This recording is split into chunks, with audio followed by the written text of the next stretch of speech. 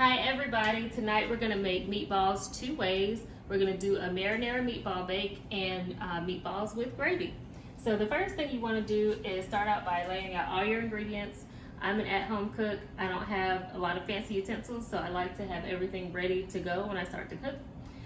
First thing you're going to need is 2 pounds of 93.7 ground beef.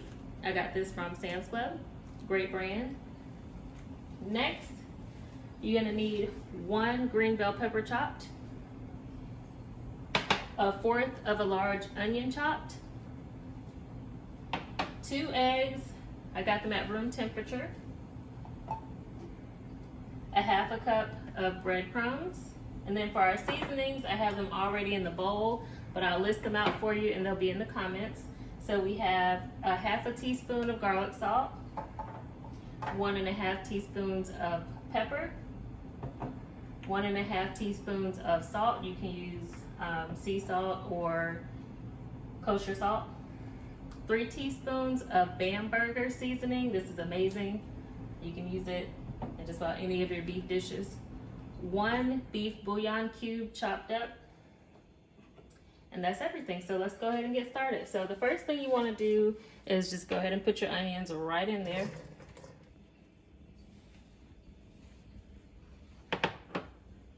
Then we're going to add our bell peppers. I'm going to use my spoon to get the rest of these out. Add your breadcrumbs. Oh, it's beautiful. I got these artisan food breadcrumbs on sale. They are really, really good. Then we're going to crack our first egg. Make sure you get a good crack on it so none of the shell gets into your beautiful beef. First one. Then we're going to crack the second egg.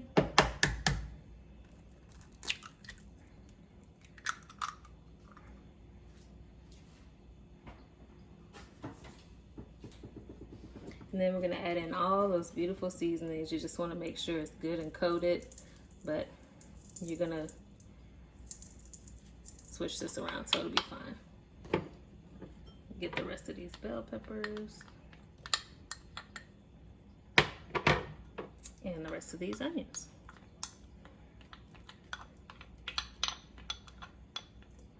So the key to really good meatballs or burgers is not to mix it with your hand. It's so easy to overmix with your hand. So get yourself a spoon. I use my nice wooden spoon, and you just want to lightly mix everything in until it's blended.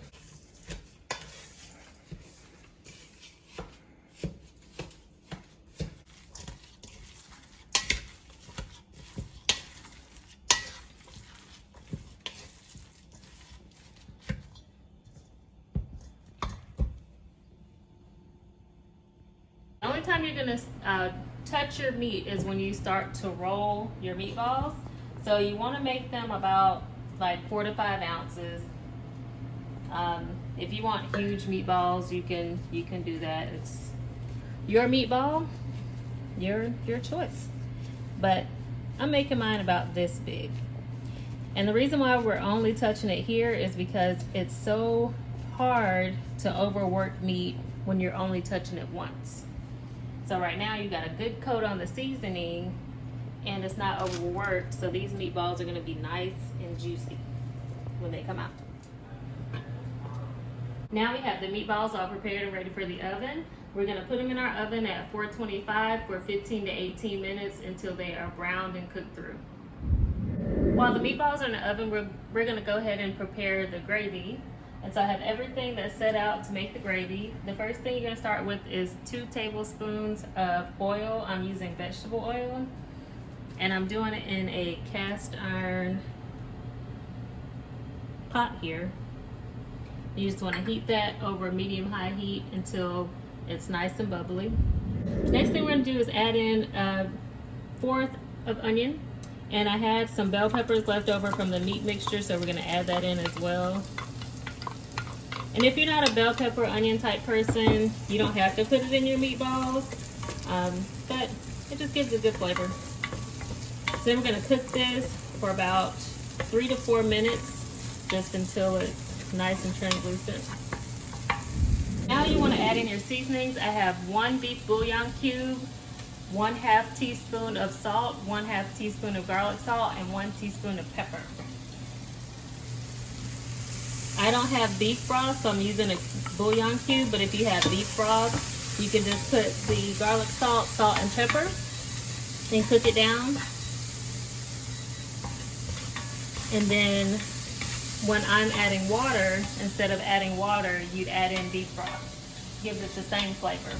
And 2 tablespoons of flour. When you're making gravy, you want to do equal parts oil to flour. And then we're going to cook this down to get the flour taste off, and stirring it around because you don't want the flour to burn. So that's going to take at least 2 to 3 minutes. So now that the flour is cooked down and cooked off, we're going to start to add in our liquid. You want to add your liquid in very slowly. If you add in too much, then the gravy will just be watery. So you want it to slowly thicken. So I'm just going to add just a little bit at a time.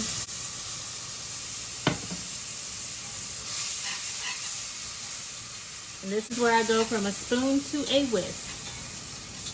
And your gravy's not going to look like much of anything until you get more liquid, but you'll just keep working with it.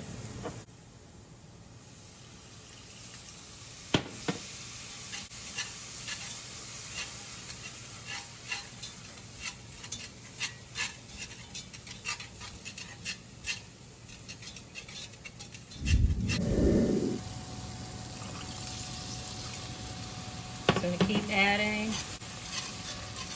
And after each addition, just stir it around. It'll thicken and you'll see it start to loosen. With this batch, about 2 tablespoons, you can get about 1.5 to 2 cups. Depends on how thick or how loose you want it. And for these meatballs, I want it thick, so I'm probably only going to put about 1.5 cups of water. There's 1 cup, and I'm just going to let this simmer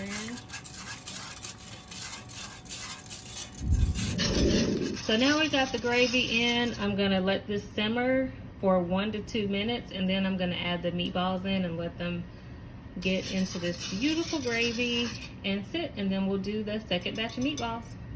Okay, so now our meatballs are done. I have half of them here on this small little cookie sheet, and I'm just going to add them into the gravy, and then I'm going to use my spoon and coat it. And then we're going to sit it to the side and get ready to do our second batch of meatballs. Now that looks good. I'm just going to take my little spoon here, get these nice and coated. And then we're just going to sit it in here to simmer, and the gravy is going to thicken up. You can serve this over mashed potatoes or rice, or just eat it by itself with some corn, green beans, whatever you want to do. Okay, so now we're just going to place the other half of the meatballs into our cast iron skillet. They're getting ready to go back in the oven with some marinara sauce and cheese. And this is your Italian meatball bake. Make sure you get a good spread on it. I'm using Trader Joe's marinara, and I'm just pouring it straight over it. Some people like to do something extra to it, and if you do, that's fine. This is really good sauce on its own, so I don't need to do anything to it. But you just want to make sure it's nice and coated.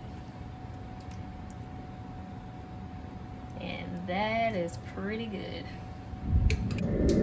So the first thing you're going to do is put a cup of Italian style blend. I'm just using Kroger brand, and this has mozzarella, provolone, romano, parmesan, fontina, and asiago. So you just want a cup of that on top and sprinkle it. You want it to be good and cheesy. If you're like a gourmet chef, then you might want to shred your own, but I'm not, so I'm just going to hit the easy button. Then you want to add a cup of mozzarella. And if you're wondering why I'm not measuring, it's a half a bag is a cup. A whole bag is 2 cups, so there's your measurements. Make sure you coat those bad boys. And then the last thing we're gonna add is some shaved aged Parmesan.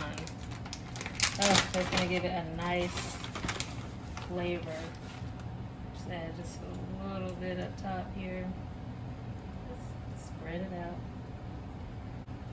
You already have all those good seasonings inside, but just to add a little bit more flavor, we're gonna put some Italian seasoning on top. Just sprinkle it. And then after it's done, we're just gonna sprinkle some parsley. Not required.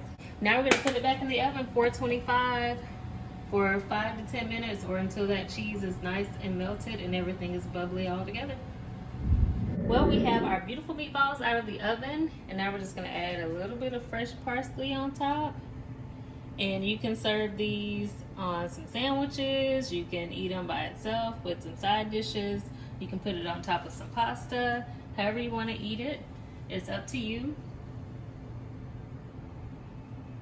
So I hope you guys enjoy both dishes. If you end up trying both, let me know how they go.